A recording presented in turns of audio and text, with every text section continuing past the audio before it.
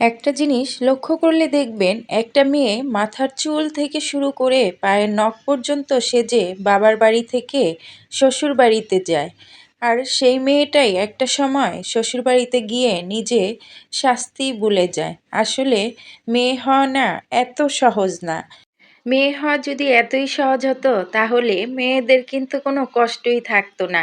মেয়েরা ঘরে বসে হাজারটা কাজ করুক, হাজার কিছু করুক না কেন, মেয়েদের কাজটা যেন কারো চোখেই পড়ে না। মেয়েরা সবসময় শুধু শুয়ে বসে খায়, তারা সবসময় এটা ভাবে। কিন্তু নারীরা যে দিনের পর দিন একটা সংসারে কত কাজ করে, একটা সংসার, সন্তান সব কিছু মেনটেন করে যখনই একটু নারীরা বিছনায় শুতে যায় কিংবা বিশ্রাম নিতে যায়, তখন দেখবেন পরিবারের একটা না একটা সদস্য তাকে খোঁচা মেরে কথা বলবে, তাকে অপমান করবে। মানে তারা হয়তো অনেক কিছু করে, নারীরা কিছুই করে না। এই যে নারীদের যে অসম্মান, অবহেলা, এগুলোই নারীদের কুরে কুরে খায়।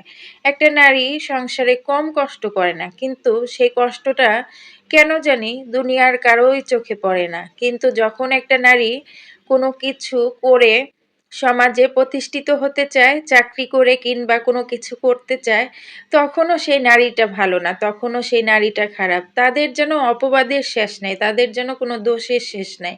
আসলে নারী কেন করবে? নারী সবসময় পরিবারের লোকের কাছে কিংবা শ্বশুরবাড়ির লোকের কাছে পায়ের নিচে পড়ে পড়ে আর কি ধুকে ধুকে মরবে, তাদের অপমান সহ্য করবে, তাদের অবহেলা সহ্য করবে।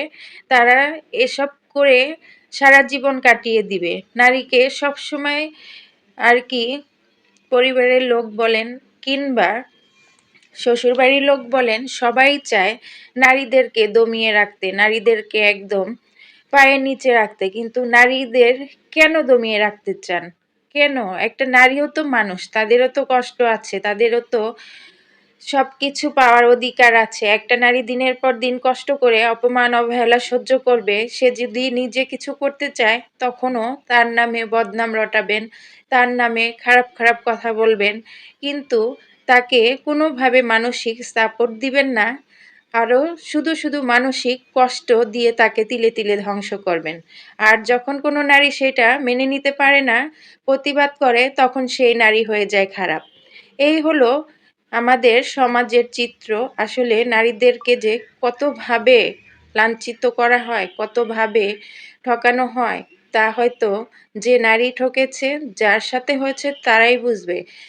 এছাড়া আর কেউ বুঝবে না। আমি মনে করি প্রত্যেকটা সংসারই নারীকে তার প্রাপ্য মূল্যায়ন করা হয় না, তাকে সম্মানটুকু দেওয়া হয় না। তাই তো নারীরা অনেক সময় অনেক বড় বড় সিদ্ধান্ত নিতে বাধ্য হয়, কারণ নারীকে সমাজ, পরিবারের লোক, শ্বশুরবাড়ির লোক তাকে বাধ্য করে। নারীরা আসলে খারাপ হয়ে জন্মায় না। কিছু নারীকে সমাজের লোক, পরিবারের লোক, শ্বশুরবাড়ির লোকেরাই নষ্ট করে ফেলে।